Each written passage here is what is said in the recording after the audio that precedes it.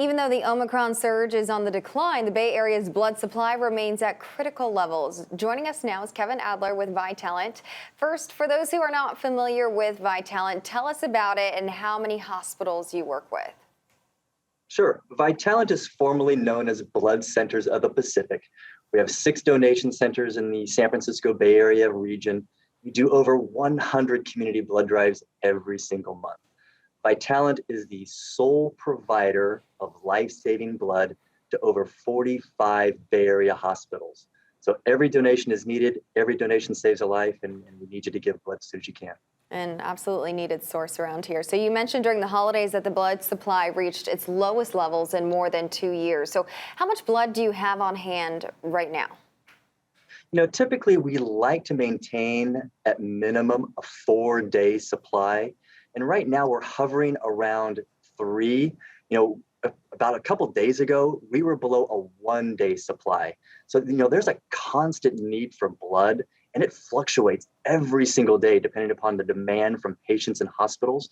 So that's why we really need donors to give on a regular basis and continue to give, not just once, not just twice, but whenever you're eligible, because there's always a need, and it's always being shipped out to patients who are really depending on and relying on your generosity to help save their lives.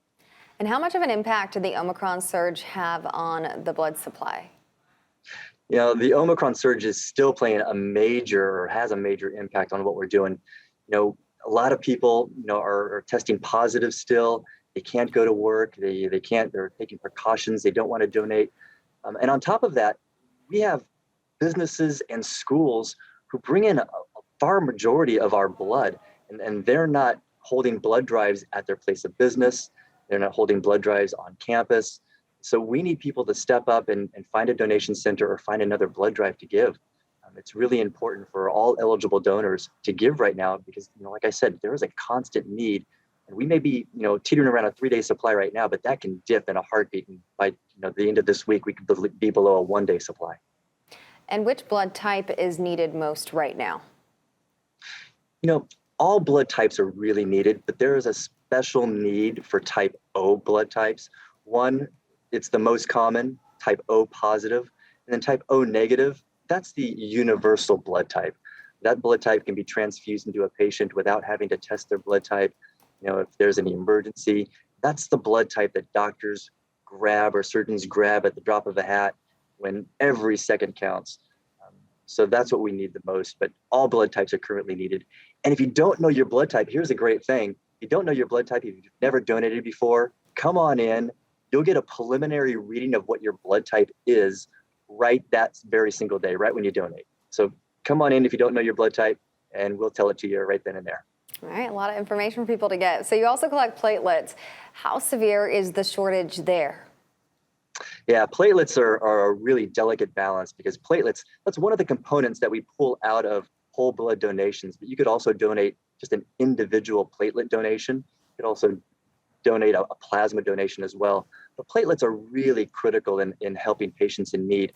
A lot of them go to cancer patients who are fighting and battling cancer, and it's part of their treatment. But platelets have a shelf life where they have to be used within about a 7-day period. So they're, as soon as they're being donated, they're going out. There's a constant need. And right now there is a really dire need for platelets right now.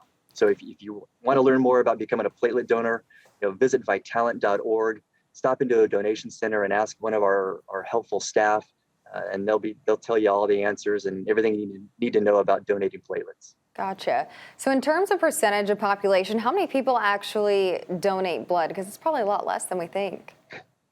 It is. It's roughly about 50%, about half of all America or all citizens or all in our community can donate blood, but less than 3% actually do. So it's really important that we get those eligible people to donate blood. Within the last 12 months, we've seen about a 10% decrease in the amount of active donors than the previous 12 months. So we need people to step up and come in to donate blood. It's really important. A vast majority of our donors are older citizens or older Americans, and they come in and they're starting to age out of the process. So we need more people to come in, more younger donors to come in and donate blood. Realize that it's a life-changing experience, not only for the donor, but for the patient on the receiving end. And do you need to be vaccinated against COVID-19 in order to give blood? And what if you recently had COVID-19? How does that all work? Sure.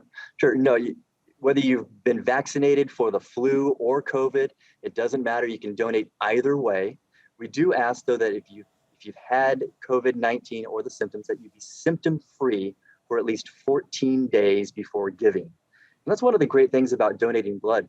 You come in, you have to be healthy to donate blood. So it's a inherently very healthy environment. You have to pass a lot of, we go through a health screening process to make sure that you're eligible to give. But whether you're vaccinated or not, that doesn't matter. If you've had the virus, as long as you're symptom-free for at least 14 days, you can come in to give. Okay. And you launched a new study funded by the FDA that could potentially allow gay men to start donating blood. Again, tell us about that study and how it's going so far, because this could really add a lot more people to that giving population.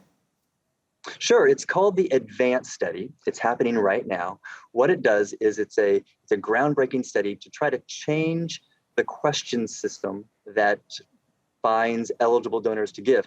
Again, it's funded by the FDA. Vitalant is part of it, along with 2 other blood centers, the Red Cross and One Blood out of Florida.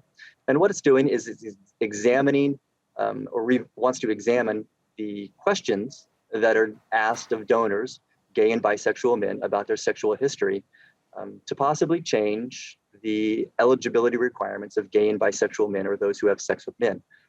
Right now, as it stands, those who have had sex with another man cannot donate within 3 months of that action. Before, about a little over a year ago, it was 12 months, and now it's been reduced to 3 months. So this is really the first step in this groundbreaking process. It's called the ADVANCE study, and we're looking for participants.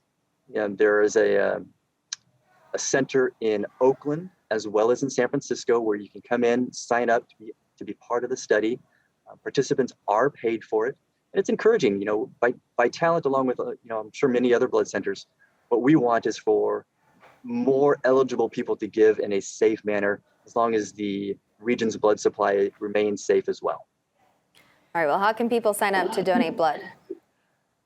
It's vitalant.org, Vitalant.org, or you can call 877-25-VITAL, find a donation center near you. There's also lots of community blood drives. A really easy way to give back to your community. Kevin Adler with Vitalant, thanks so much. Thank you. Enjoy your day.